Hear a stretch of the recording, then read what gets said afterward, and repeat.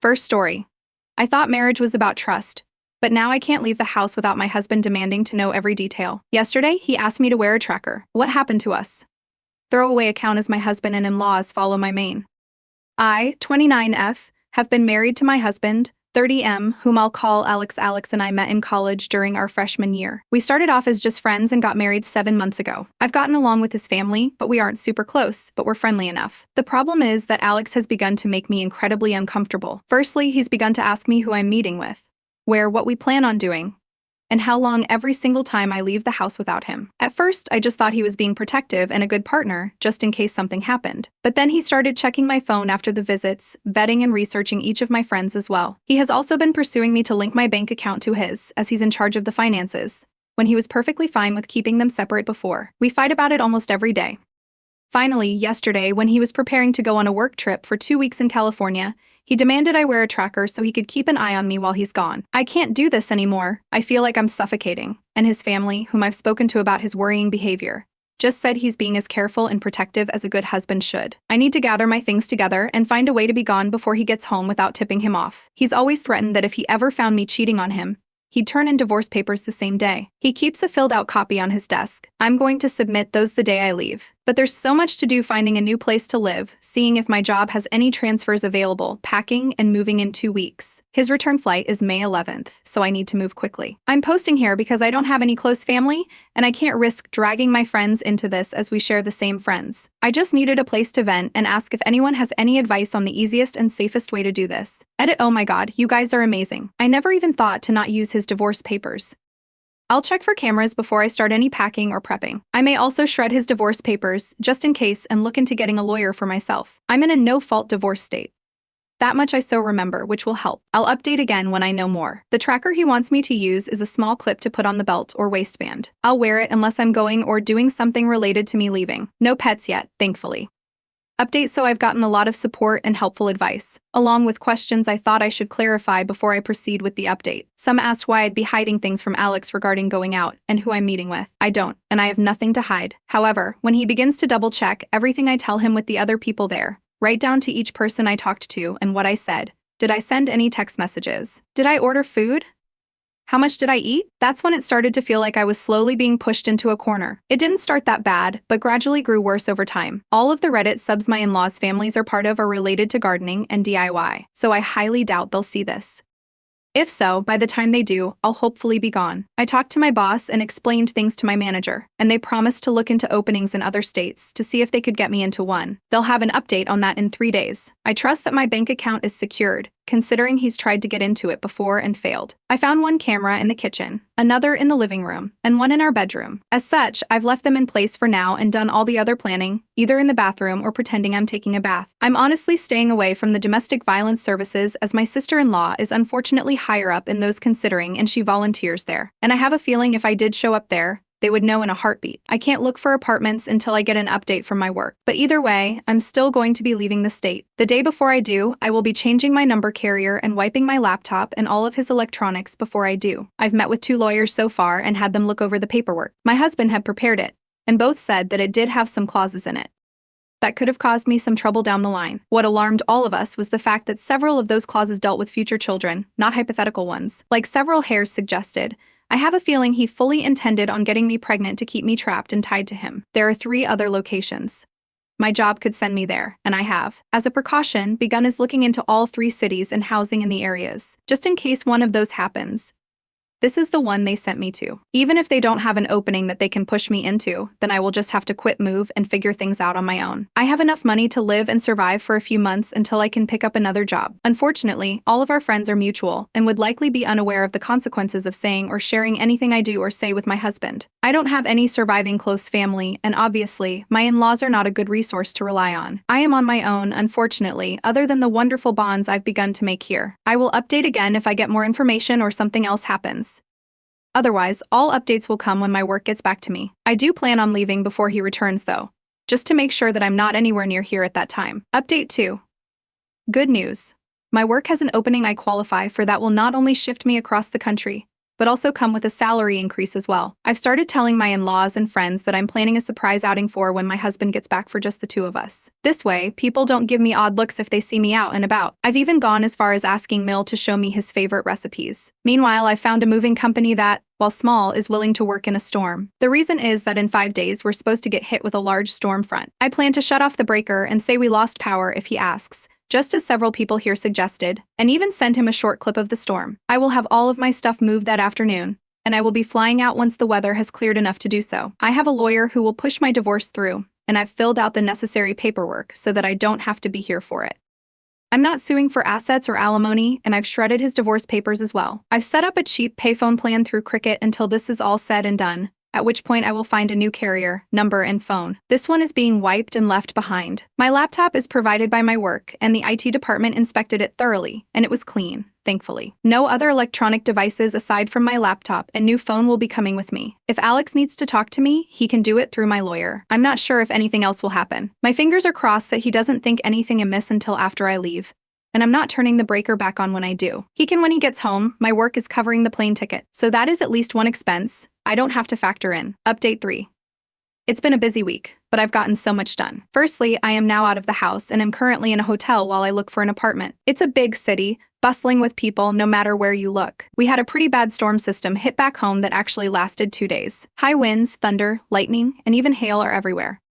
I didn't take much from the house: my documents, clothes, and important sentimental items. I left all of the furniture and electronics behind. I cleaned the house from top to bottom and took pictures on my phone, so he couldn't claim I damaged anything when I left. My lawyer has already started divorce proceedings, and my husband will be served on the 8th. His plane is due to land early this morning, and the sheriff will be there at the house waiting for him. He is very concerned with public appearances and reputation. My lawyer will be calling him as well to inform him that I am more than willing to air out everything to the public about his actions if it means securing my freedom from him. I will go to court as long as I must to get this pushed through. I haven't told our friends or his in-laws yet. I will do that while he is on the flight to prevent him from getting wind of it before he's handed the divorce papers. I will be calling around and explaining why we're getting divorced to try and prevent him from twisting this into somehow being my fault. I don't want him trying to claim I had an affair or something, so I want to get the truth out before he can twist this. I'm doing okay.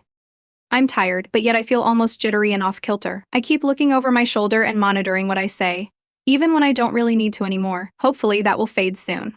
My work is covering the cost of the hotel, and I'm working on getting my other things in order. I also need to find a new GP, as I want to get a full test just to make sure everything is okay.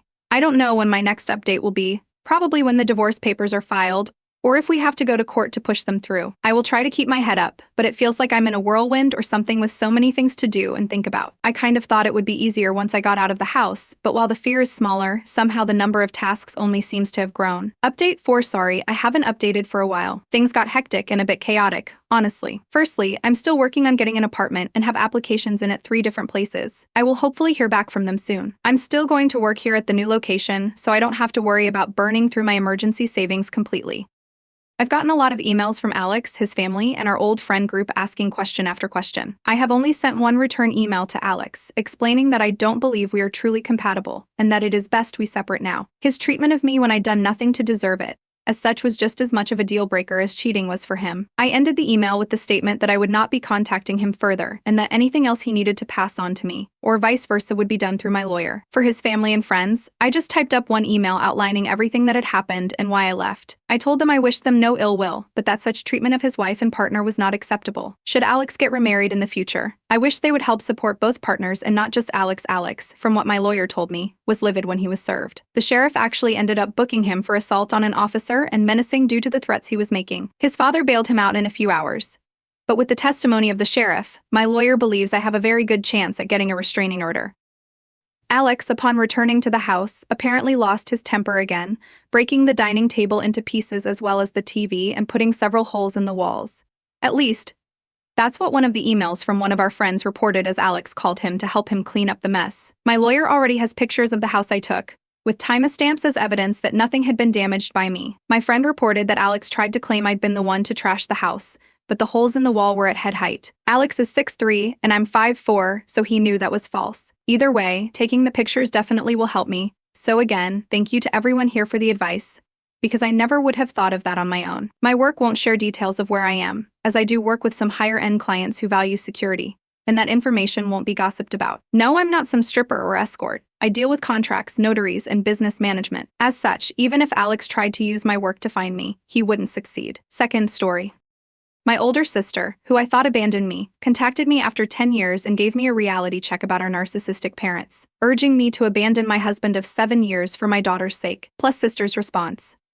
My older sister, F31, we will call her Jessie, went out of contact with me and the rest of the family close to 10 years ago. I was 13 when this happened. All I remembered was that I came home from school with my other siblings, and both of my parents told me that Jessie was no longer a part of our family and that she chose Satan over family, and I remember being crushed. I think I cried when they first told me because I felt like she had just abandoned me. After that conversation, my parents banned us from speaking about Jessie and removed all photos of her around the house. The more months that went on without Jessie, the more I grew to hate her and got angry that she chose Satan over our family. Meanwhile, for me, I stayed very loyal to my parents. I studied the Bible day and night and was active in my church just so I could prove to my parents that I was not like Jessie. At 16, my parents signed off and I got married to my now husband.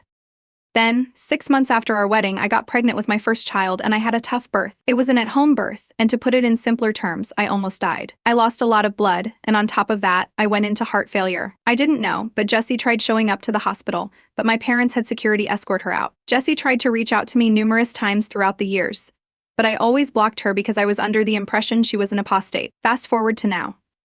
I'm 23 and I have 4 daughters. I also recently found out I was pregnant, and I went to an eye doctor appointment. Guess who was at the front desk?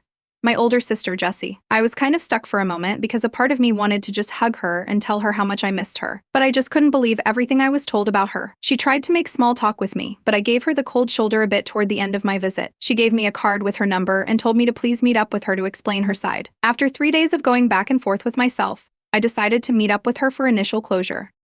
She told me she never wanted to leave me, but the church left her no choice. Her ex-husband that she was married to while she was in the church was abusive towards her and was beating the crap out of her. And she begged our minister to be released from marriage, but he didn't allow it. Since she was scared for her and my nephew's lives, she left. As awful as it sounds, I did not believe her because her ex-husband got remarried to one of my friends and she has no visible signs of abuse, let alone told me she was getting hurt by him. She then went into how our parents are part of a cult and how it destroyed our family. I remember I did get angry with her and started calling her apostate and that she was lying to protect herself from sin. She then just lets me have it and says, "I've been trying to be nice to you because even if you don't feel like it, you're a victim. You were a child bride who also dropped out of school to become a wife and mother. The only reason why the church is nice to you is because of your daughters, and they don't want to piss you off and lose the girls. If you want to continue to be brainwashed and spineless, be my guest.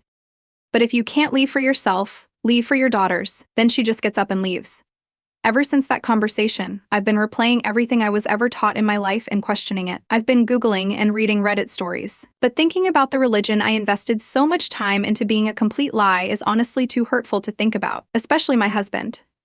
Is our relationship a lie? Did he groom me? Or was he also a victim of the circumstances of our religion? I had the answer to none of these questions, and I quite honestly don't know if I want to know. Thank you everyone for the feedback. I've been reading all the comments and answering a couple reflective questions. I don't feel comfortable revealing what church I belong to, given that I have no idea if anyone actually creeps on Reddit, and I don't want to risk it. Second, my husband's not abusive towards me, and has never once hit me or his daughters. But he also works 60 hours a week, so our time together is limited these days. As far as my sister is concerned, she sent me a follow-up text after our conversation apologizing to me for being blunt with me, and I haven't responded because I still have so much to think about and have virtually nowhere to start. But also, I want to apologize if I came across as a victim blamer in my post. That was never my intention. Comment on the original post from the older sister. Hey, it's Jessie. I'm glad you took my advice, did some research, and looked at subreddits about everything I told you about 2 weeks ago. It is a shame that you never responded to me and did not follow up on anything. I really wish you would just talk to me. However, like I've been saying this entire time, I would help you and my nieces in any way to get you out of the situation. Still, your action, however, have made it seem like you are not interested given how much detail you have conveniently left out regarding our parents, your husband. And the reason why I left. Because your husband is 35 years old. I have no idea why you made him younger in these comments. Also, maybe you do not know, but mom and dad had him picked out for you prior to him even asking to court you. Right when you were only 13. His name was being thrown out as a suitor for you. So I don't know why you made it seem like it's a woman's choice in the comments when it never is. And you know that. I know you know the organization is wrong because you refused to answer a lot of questions in these comments and because you conveniently left out a lot of things. I love you.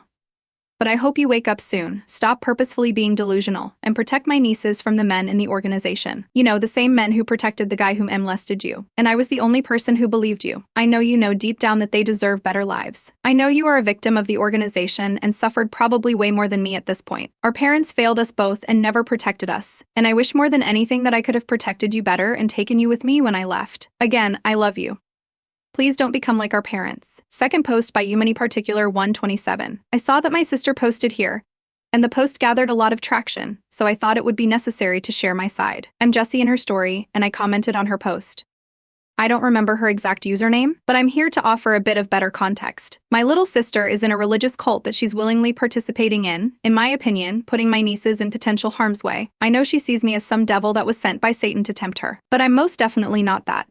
I'm not going to say what church to protect my sister. However, she should face some accountability given she's an adult now. But to start from the beginning, we come from a big family of 8 siblings, a total of 6 boys, and the other 2 are me and my sister. I pretty much raised my siblings as the 3rd oldest, especially my younger sister, and it kind of hurt that she brushed past that in her post. But moving on, I looked after her and my siblings until I was married off, which was when I was 18. It would probably be 16 if I wasn't firm about finishing high school. But I didn't want to get married, and the only reason why I married my ex-husband was because he was the only suitor at the time in the religion. That was okay with me continuing my studies and going to college. I regret that.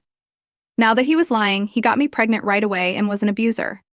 I'm not going to go into detail, but he would have most likely killed me or my son if it weren't for me leaving when I did. My son was also the main factor in why I left, so it's baffling to me that my sister has 4 daughters and does not ever have the urge to leave. Instead, continue to listen to these same men who told me I needed to stay with my abuser because it was a testament from God that I needed to get through it with my husband. Then my birth givers honestly should be in jail if you ask me. Especially my father, he's in shot person. I saw him fist fight with my brothers regularly back when he was like 200 pounds and my brothers were like 80 pounds. He has never hit me personally.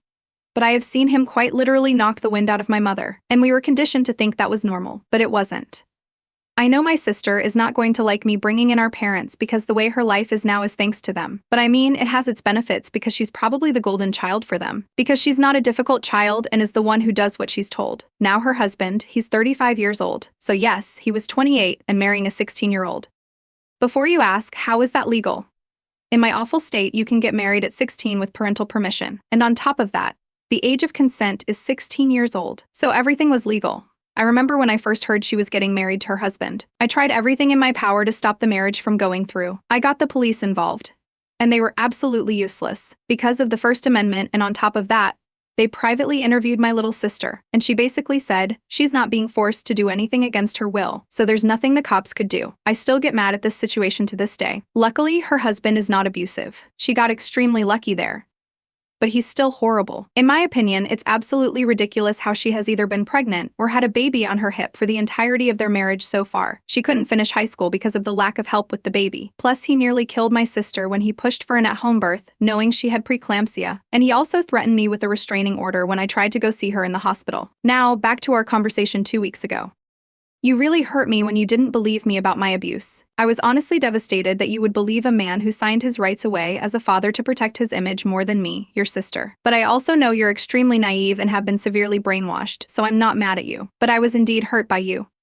Given everything you ever told me, I believed you without any hesitation. Also, when you didn't want to bring your daughters to meet my kids, that hurt me also.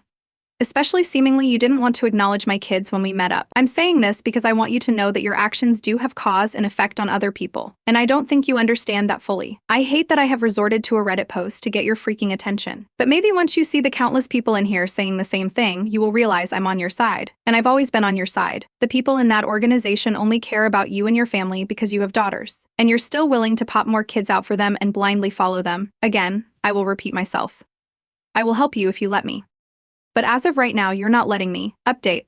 I'm so glad this gained traction, and you guys got my sister to respond to me, so thank you. However, it wasn't what I wanted to hear. We talked on the phone for about 3 hours today, and it was a lot of back and forth. To put it quite simply, my sister does not want to leave her husband, but she does want to leave religion, so she wants time to potentially convince him to leave with her. In my humble opinion, I don't see him leaving the church, but she thinks otherwise. I then asked her if she would still leave. If he didn't want to, and she didn't give me a firm yes or no, the only thing she said was to wait until she has her baby since she is pregnant. I'm kind of disappointed. I am not going to lie. It sounds like she was making excuses to shut me up. I'm sorry it's not the update y'all wanted to hear. I would hate for her to leave me no choice, But to go nuclear on her and get my friend, who's a social worker, to get Seeps involved. But I'm not going to do that yet. I'm going to calm down for now. But it's just frustrating trying to talk sense into anyone who's so brainwashed and sees me as like one of Satan's disciples. Thank you for watching the video. If you are interested in listening to these kinds of stories, we've got more in store for you. Simply subscribe to our channel, hit the like button, and share it with your friends.